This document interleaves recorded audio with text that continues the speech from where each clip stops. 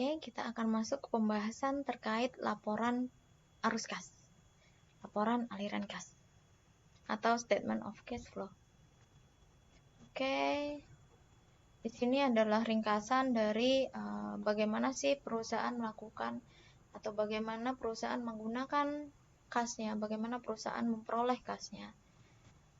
Oke, melaporkan dalam suatu periode tertentu, di mana di dalamnya nanti ada 3 aktivitas utama, yaitu aktivitas operasi, investasi, dan aktivitas pendanaan. Operating, investing, dan financing. Oke, tujuan utamanya jelas untuk menjawab beberapa pertanyaan di bawah ini, yaitu dari mana sih kas yang dimiliki oleh perusahaan, kemudian bagaimana penggunaan kas yang dimiliki oleh perusahaan pakai untuk apa saja nih kasnya perusahaan, kemudian juga bagaimana perubahan dari saldo kas. Manfaat yang lain yaitu merepresentasikan, menyajikan bagaimana cash inflow dan cash outflow. Kemudian mengklasifikasikan tadi penggunaan dan pengeluaran kas untuk masing-masing aktivitas. Jadi nanti akan diklasifikasikan mana nih kas masuk dan kas keluar untuk aktivitas operasi, mana yang termasuk aktivitas investasi, mana yang termasuk aktivitas pendanaan, agar lebih jelas ya. Kemudian dari situ bisa terlihat bagaimana perusahaan mampu untuk menghasilkan kas, bagaimana kemampuan perusahaan untuk generate cash. Kemudian juga untuk mengetahui aktivitasnya, fund atau dana perusahaan ini dipakai untuk apa? Apakah dipakai untuk beli investasi atau digunakan untuk memberikan pinjaman ke perusahaan lain, misalnya contohnya itu. Oke, untuk review the accounting, accrual accounting, kita tahu bahwa income statement sangat dipengaruhi oleh konsep accrual ya. Detailnya kita punya direct dan indirect method. Kemudian untuk aktivitas operasi itu akan menggambarkan bagaimana perusahaan mampu menghasilkan kas dan juga menggunakan kas yang terkait dengan operasional utama atau operasional bisnis perusahaan tersebut. Sedangkan untuk investasi adalah hal-hal yang terkait dengan investasi yang dilakukan oleh perusahaan. Bagaimana perusahaan itu mengeluarkan kasnya, cash outflow, untuk melakukan investasi. Atau bagaimana perusahaan mendapatkan kasnya kembali ketika misalnya perusahaan menjual aset misalnya, atau menjual investasi. Yang terakhir, komponen yang ketiga yaitu untuk aktivitas pendanaan. Di sini menunjukkan terkait kas masuk dan keluar yang berhubungan dengan sumber dana yang dimiliki oleh perusahaan. Kita tahu bahwa perusahaan dimungkinkan memperoleh sumber dana dari kreditor dan dari investor. Maka di aktivitas financing ini akan muncul kas masuk dan kas keluar yang berasal dari kreditor dan investor. Walaupun nanti untuk kas keluar untuk kreditor itu akan masuk di operasi ya, untuk beban bunga. Ini operating investasi, investing activity, dan financing activity. Kita pelajari satu persatu. Untuk operating activity, di sini termasuk semua sumber kas yang berasal dari aktivitas bisnis atau proses bisnis utama. Juga termasuk semua penggunaan kas, aliran kas keluar yang digunakan untuk operasional utama perusahaan.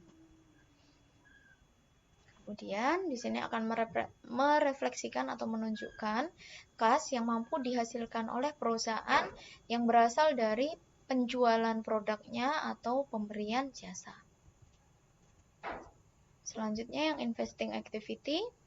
Di sini adalah bagaimana perusahaan menggunakan dan mengelola kasnya dalam hal investasi.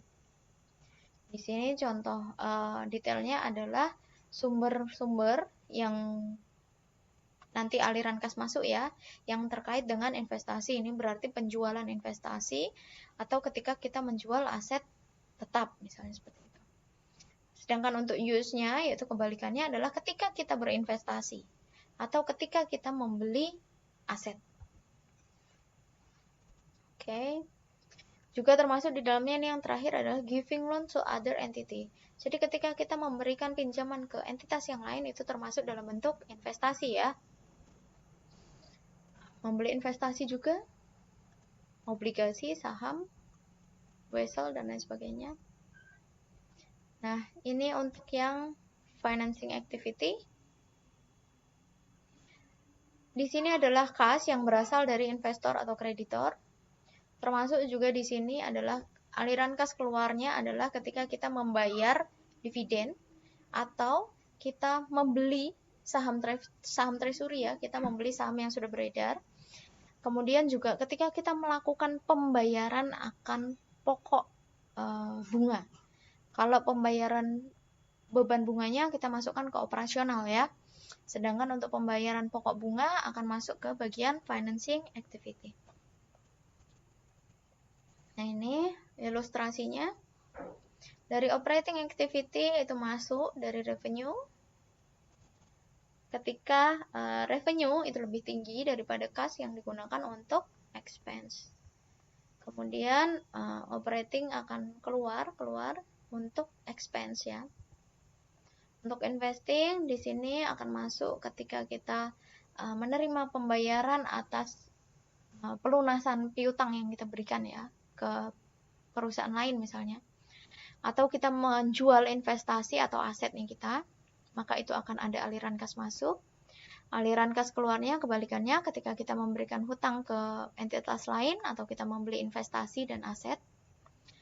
Kemudian financing activity itu akan masuk kasnya ketika kita melakukan penerbitan saham, kita menerbitkan obligasi contohnya, atau kita meminjam uang dari bank. Dan ada aliran kas keluar ketika kita ada dividend payment. Di situ saya beri tanda bintang karena ada beberapa juga yang menyebutkan bahwa ini masuk ke aktivitas operasi.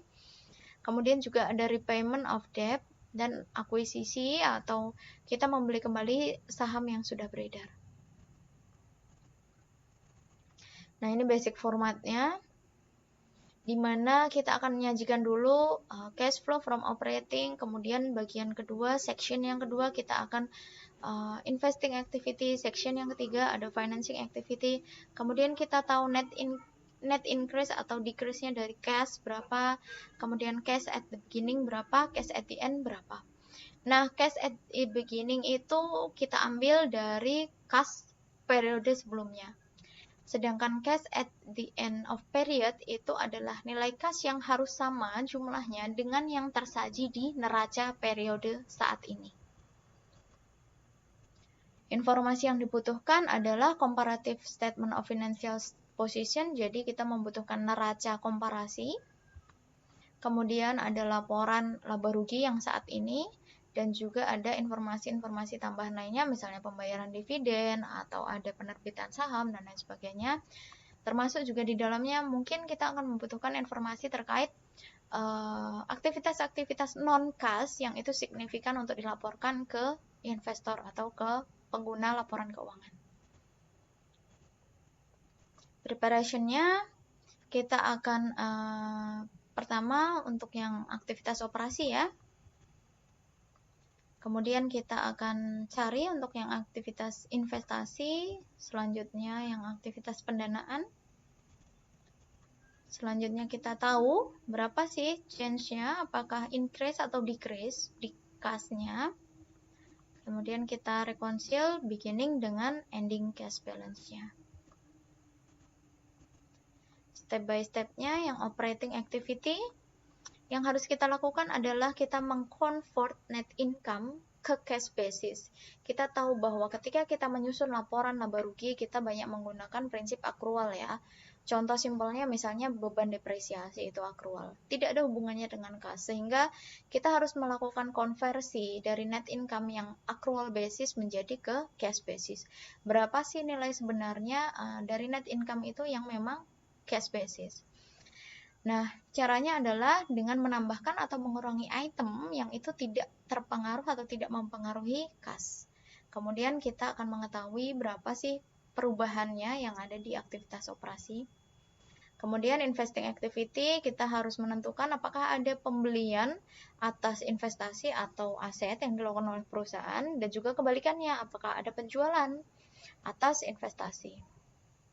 Financing activity, kita akan memasukkan jika ada memang penerbitan saham baru atau penerbitan obligasi, kemudian kita akan mengurangi, kita akan mencatat aliran kas keluar jika ada pembayaran dividen atau ada pembayaran pokok pinjaman. Kemudian ada non-cash significant information, ini adalah informasi yang tidak terkait kas, tapi merupakan informasi yang signifikan untuk dilaporkan di laporan keuangan.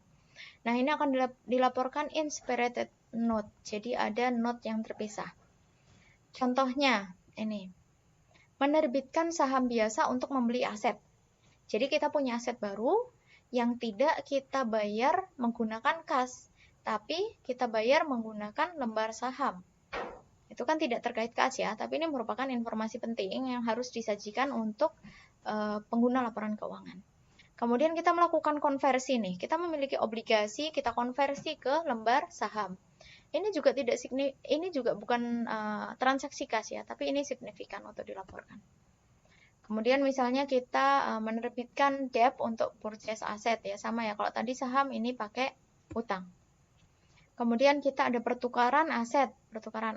Nah, ini juga harus dilaporkan. Oke, ini kasusnya. Nanti silahkan di videonya bisa di-pause, kemudian bisa dicatat, sehingga saya harapkan nanti bisa membuat laporan arus kasnya sendiri. Di sini terlihat ada neraca komparasi ya, di sini ada mohon maaf, itu seharusnya per 1 Januari 2019. Oke, ini awal tahun ya. Jadi yang awal, yang beginning itu yang 1 Januari ya, yang periode saat ini itu yang 31 Desember. Kemudian kita lihat nih increase dan decrease-nya. Apakah ada peningkatan dan pengurangan. Nanti silahkan coba ini dihitung sendiri ya perubahannya atas akun-akun tersebut. Nah, ini increase dan decrease-nya saya tandain.